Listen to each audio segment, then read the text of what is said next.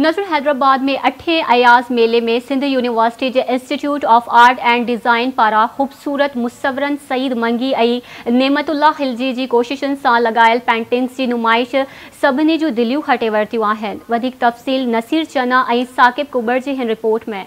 हैदराबाद में 8 अयाज़ मेले में सिंध यूनिवर्सिटी के institute of art and design पारां ख़ूबसूरत मुसवरन नेमतुल्लाह खिलजी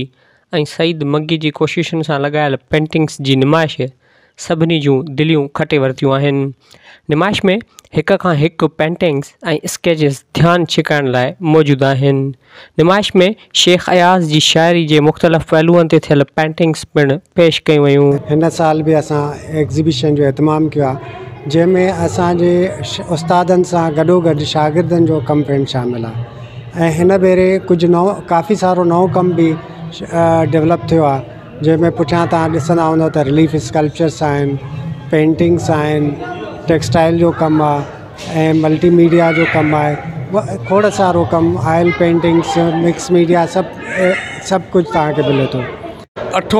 अयाज़ मेलो जेको थी रहियो आहे सिंध में खाना बदोश हर साल कंदो आहे ऐं हाणे त माशाल्लाह हर साल माण्हू खे इंतज़ारु रहे थो ऐं इन में मुख़्तलिफ़ जेके एक्टिविटीज़ थियनि थियूं, मुख़्तलिफ़ इनिशिएटिव्स थियनि थियूं, उहे वधंदी वञनि पियूं। उन में हाणे हुनरी कम बि रखिया वञनि था, सेशन बि थींदा आहिनि डिस्कशन जा। पर असांजो जेको ख़ासि कमु हूंदो आहे हिन मेले में institute of art and design Sindh university जामशोरे जो, उहा इहे नुमाइश हूंदी आहे जेके शुरू खां वठी अॼु ताईं असांजे शागिर्दनि, उस्तादनि, असांजे जेके बि सिंध यूनिवर्सिटी जा वाक़िफ़ लॻा पियल उस्तादनि ऐं गॾोगॾु मुख़्तलिफ़ जेके आर्टिस्ट सिंध जा आहिनि उन्हनि खे बि ही हर दफ़े इहो प्लेटफॉर्म हूंदो आहे जिते हर ॿार खे मौक़ो मिलंदो आहे त हू पंहिंजो शेख अयाज़ जे हवाले सां, उन शाइरी जे हवाले सां उनखे जेको पोर्ट्रेट ठाहिनि था, उन शाइरी इलस्ट्रेशन कनि था। त मां सम्झां थो इहो बि हिकिड़ो इम्पॉर्टेंट आहे जंहिंसां न सिर्फ़ु ॿारनि जी सलाहियतुनि खे ज़ाहिर करण जो मौक़ो मिले थो बल्कि उन यादि खे बि ताज़ा कजे थो, उन शाइरी खे बि साम्हूं आणिजे थो जेकी उहा शाइरी मुख़्तलिफ़ मौज़ूअनि ते आहे। अॼु असीं शेख अयाज़ मेलो सेलिब्रेट पिया कयूं ऐं तमामु बहितरीनु एग्ज़िबिशन थी रहियो आहे पेंटिंग जो,